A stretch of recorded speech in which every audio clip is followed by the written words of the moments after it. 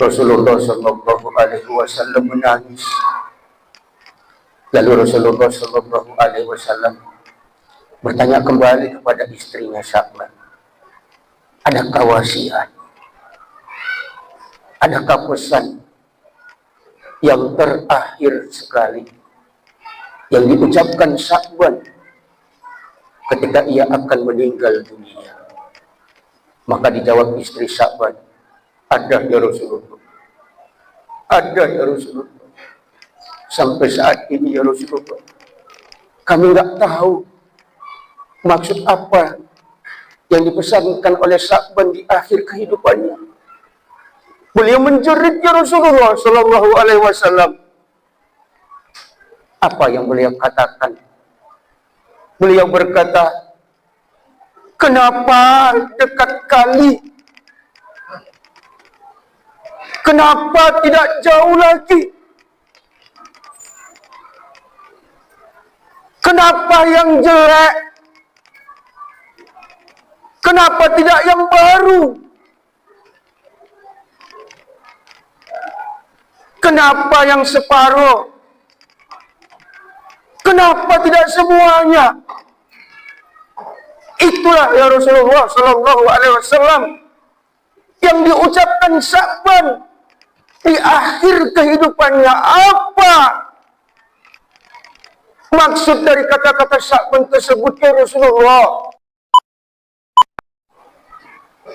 Alhamdulillah Rabbil Alamin wa bihi nasta'in ala umuri dunya wad din. Asyhadu an la ilaha illallah wahdahu la syarika lah wa asyhadu anna Muhammadan abduhu wa rasuluh. Arsala rasulahu bil huda wa dinil haqq liyuzhirahu 'ala ad-dini kullihi walau karihal kafirun. Allahumma salli ala Muhammad wa ala ali Muhammad. Amma ba'du fa ya ibadallah, ittaqullaha haqqa tuqatih wa la tamutunna illa wa antum muslimun. Qala ta'ala fi kitabihil karim, a'udzu billahi minasyaitonir rajim. Bismillahirrahmanirrahim. Wa man ya'mal mithqala dzarratin khairan yarah wa man ya'mal mithqala dzarratin syarran yarah. Sadaqallahul azim, sadaqa rasuluhun nabiyul karim, wa nahnu ala dzalika minasyahidin wasyakirin walhamdulillahi rabbil alamin. Mari sama kita bertakwa kepada Allah dengan sebenar-benarnya takwa, dalam artian kita laksanakan perintah Allah, kita jauhi larangan Allah. Jemaah Jumat yang berbahagia yang dirahmati Allah, dari kisah sahabat ada salah satu seorang sahabat Nabi yang bernama Sya'ban. Sya'ban ini tidak dijamin masuk surga sebab baginda Rasulullah Sallallahu Alaihi Wasallam. Akan tetapi Rasulullah Sallallahu Alaihi Wasallam senang kepada beliau. Ada yang unik dari Sya'ban ini. Beliau tidak pernah ketinggalan sholat berjamaah, sholat subuh berjamaah dengan Rasulullah Sallallahu Alaihi Wasallam, sekalipun waktu yang beliau tempuh itu sampai memakan waktu sampai 3 jam. Kalau seandainya di kita sholat subuh jam 5 pagi, maka Sya'ban jam 2 malam ia telah bergerak dan menuju masjidnya Rasulullah Sallallahu Alaihi Wasallam. Yang kedua, yang unik dari Sya'ban jemaah Jumat yang berbahagia yang dirahmati Allah. Sya'ban ini kalau solat berjamaah dengan Rasulullah Sallallahu Alaihi Wasallam, beliau tidak pernah mengambil saf yang paling tengah. Beliau mengambil saf yang paling pinggir. Kalau enggak yang paling pinggir kanan, saf yang paling pinggir kiri.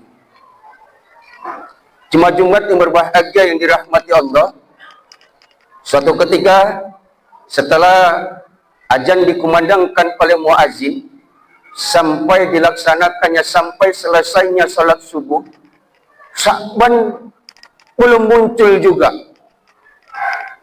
Ketika salat subuh selesai, Rasulullah Shallallahu Alaihi Wasallam bertanya kepada para sahabat, siapa di antara kalian yang tahu di mana keberadaan Sya'ban saat ini? Para sahabat tidak ada yang tahu.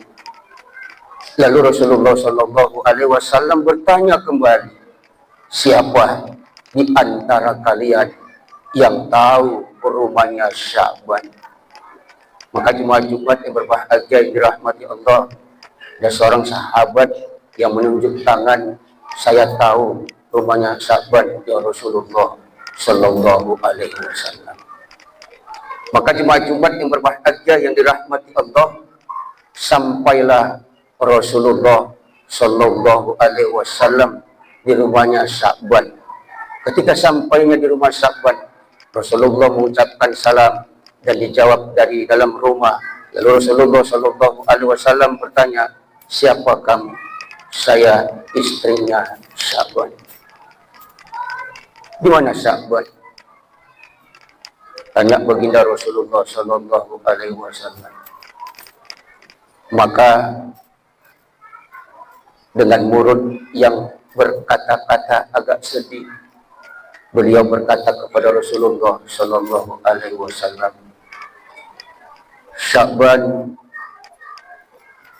Sya'ban, Sya'ban ya Rasulullah Sallallahu Alaihi Wasallam. Kemarin sore Sya'ban meninggal dunia ya Rasulullah. Mendengar kabar berita Sya'ban meninggal dunia, Rasulullah Sallallahu Alaihi Wasallam menangis. Lalu Rasulullah Sallallahu Alaihi Wasallam bertanya kembali kepada istrinya Sya'ban, adakah wasiat? Adakah pesan yang terakhir sekali yang diucapkan Sya'ban ketika ia akan meninggal dunia? Maka dijawab istri Sya'ban, ada ya Rasulullah, ada ya Rasulullah. Sampai saat ini ya Rasulullah, kami nggak tahu maksud apa yang dipesankan oleh Sya'ban di akhir kehidupannya. Beliau menjerit ya Rasulullah Sallallahu Alaihi Wasallam. Apa yang beliau katakan? Beliau berkata, kenapa dekat kali? Kenapa tidak jauh lagi? Kenapa yang jelek? Kenapa tidak yang baru? Kenapa yang separuh? Kenapa tidak semuanya? Itulah ya Rasulullah Sallallahu Alaihi Wasallam yang diucapkan Sya'ban di akhir kehidupannya. Apa maksud dari kata-kata Sya'ban tersebut ya Rasulullah Sallallahu Alaihi Wasallam? Lalu jemaah Jumat yang berbahagia yang dirahmati Allah,